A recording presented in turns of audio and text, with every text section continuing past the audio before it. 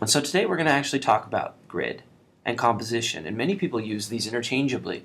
The composition is really the relationship and position of items on a page, and the grid is an invisible structure upon which we build. We're going to talk about these two things and how they relate. So John Chickhold once said, "The largely forgotten today, methods and rules upon which it is impossible to improve have been developed for centuries." With a gospel perspective, we realize that this would more aptly be put, have been developed for millennia, or possibly even have existed for eternity.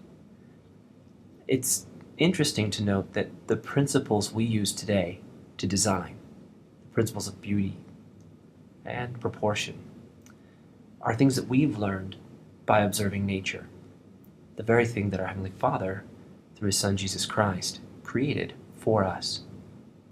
This world is beautiful, and by studying it and looking at it and learning how these principles have been applied in that context, we can begin to improve our own work. It's quite amazing, really. One of the key concepts of beauty that we know is, and it's actually a mathematical equation, funny enough, and this might look familiar to some of you, and it's called the golden mean, golden proportion, or golden section. The golden section is simply a proportion. It is 1 unit to 1.618 units. Let me show you what I mean. Here's a photograph. Notice how much sky there is versus how much ground.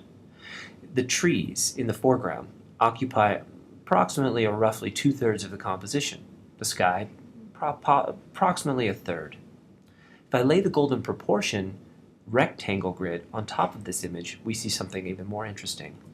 The proportion of sky to ground measured actually is exactly 1 to 1.618.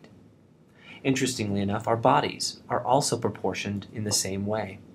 By placing this image, or the golden section rectangle, next to the body, one sees that from our shoulders to the top of our head is 1 unit, and our torso, or from our shoulders to our waist, actually is 1.618. The same thing can be said from if we start measuring or breaking down our faces. Look at the bridge of the nose to the bottom of the nose, from the bottom of the nose to the chin. That is a golden proportion as well. The nose is typically 1 unit. From the bottom of the nose to the bottom of the chin is typically 1.618.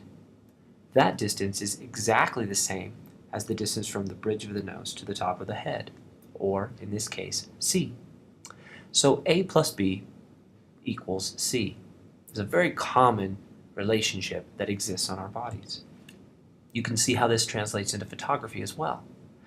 We've dumbed down the golden section in our current day, and you've probably seen this in a viewfinder of a camera. Looking through a camera to take an image, you'll see an overlay grid looking like a tic-tac-toe board. It divides the image into 9 equal sections. Notice where the boat is in relationship to the intersection of the lines of third. When I lay the golden section over this, notice that the two have something very interesting in common. This proportion has been used time and time again to create ideal beauty. It tells us where to put things like focal points or areas of interest. For example, this Mr. Gnome invitation that was designed for an event. When we overlay the rule of thirds grid, we see that areas of interest actually fall exactly on these intersections of third. Notice how the eye is led from the eyes of the gnome, down his arm to another area of intersection, up the guitar to another area of intersection where the date exists, Saturday, July 1st, 2006.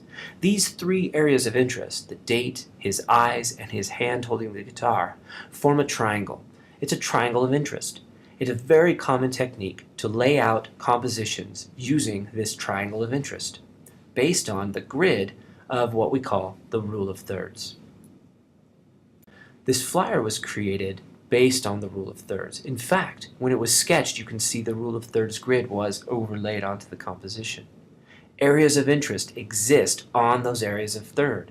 The glass in her hand, her eyes, the date, those things exist on those or around those areas of third to create visual interest. So let's take a moment to talk about grids. Grids are the invisible structure upon which we design.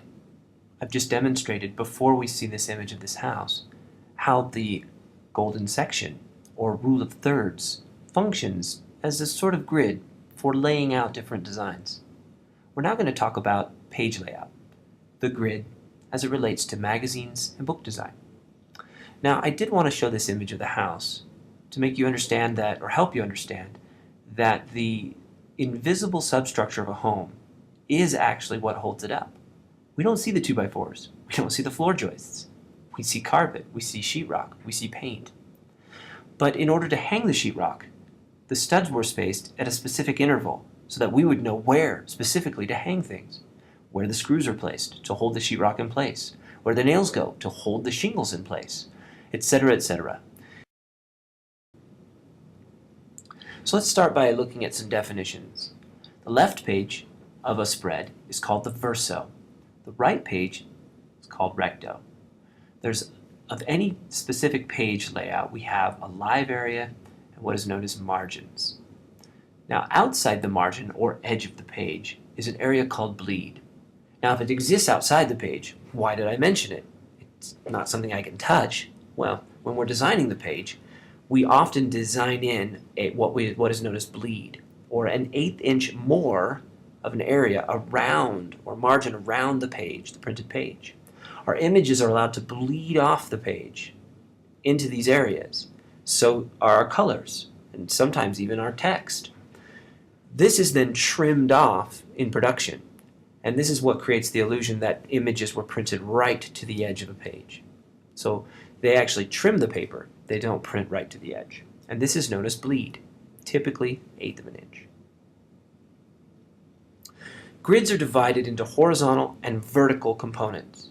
The vertical grid is divided into columns. The horizontal grid is divided into rows. The intersection of these two creates the module. There are other elements such as the horizon line which will emerge, which I'll show you a little bit later. So to review, 2 pages together, or a book that is open, will create a spread. The left-hand side of a spread is the verso page, the recto is the right. Within a page, we have our text block. The width of a column is known as the measure.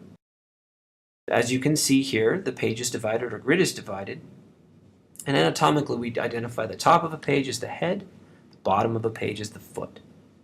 This is the designation within the margin for the top and the bottom of a page. As we identified before, our columns, our gutters, the spine is where 2 pages come together. That space in the center is also known as a gutter. The space immediately around the spine, not inside the column, but between those 2 columns, right around the spine, known as a gutter as well. So here I want to show you some variations of columns, the vertical grid. So we can have a 1-column grid, as you can see here on a page, 2-column grid, 3, 4, even more. You can see how we use this and we lay the text out. We align left, it's justified left, rag right is what we call this. You can see how the text is rough on the right, smooth and straight on the left. That's known as justified left, rag right, falling within a 3-column grid. Notice how the image on the right actually bleeds across the left 2 columns on the right-hand page. So we can use the grid, not strictly, possibly breaking the grid. It's called column variations.